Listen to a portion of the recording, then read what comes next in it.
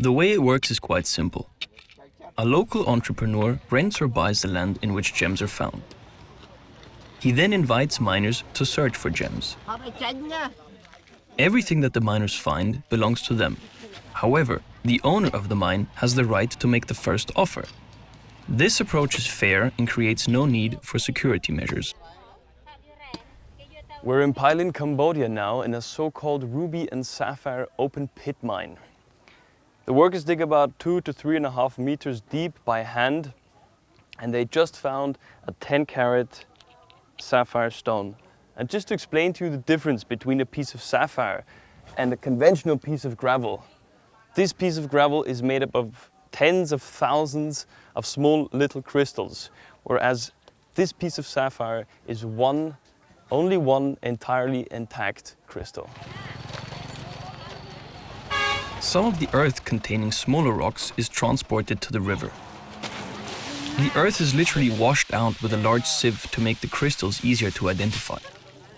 Miners are usually people from the village that have an existing day job and come here after work. The mine yields so little material that owners actually switch to fruit production when the season comes.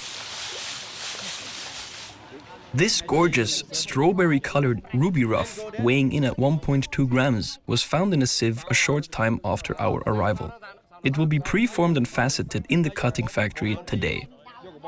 This is what that pre-formed material looks like. So you basically dig it out of the ground, and the master cutter, the pre-former, grinds the main facets on the stone.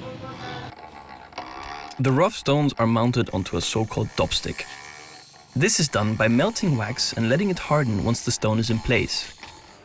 The wax is so rigid that the stones can be polished on a metal plate about 20 centimeters wide in diameter and that turns at about 600 rotations per minute. I'm sitting in front of a rough ruby and sapphire tray.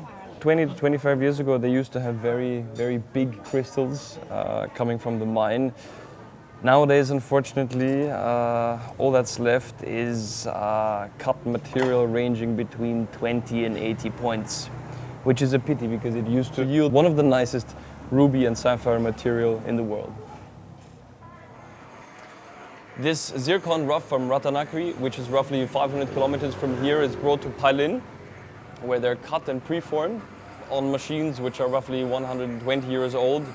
And the preforming is the most important aspect of cutting because the cutter decides where to place the facets.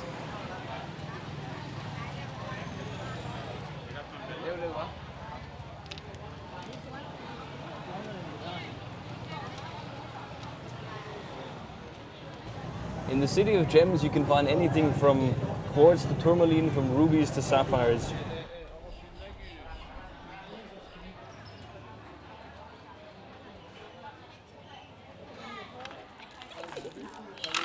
From Africa.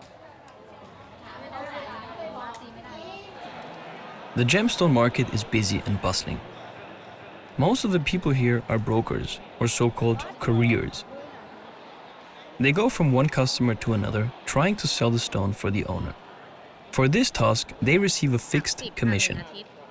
Just like the miners, brokers often have a completely different day job and come to the weekend market to make a few sales. Slightly pinkish red or vivid red.